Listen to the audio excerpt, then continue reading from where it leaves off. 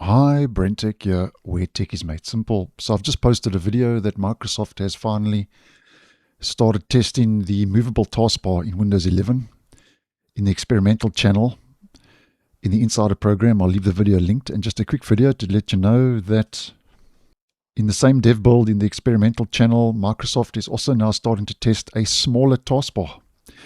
And here's just a side-by-side comparison of the current taskbar here on the left and the smaller taskbar here on the right.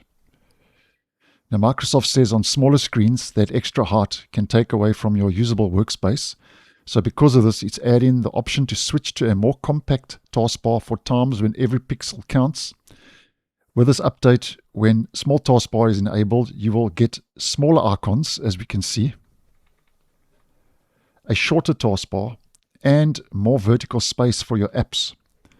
And Microsoft mentions there's no restart or sign out that is required. And the experience is rolling out as of late Friday in my region last week on the 15th of May in the experimental channel. And to change your taskbar size, Microsoft says you would have to go to your settings, personalization, taskbar behaviors, show smaller taskbar buttons, and when set to always, both the icons and the taskbar height become smaller.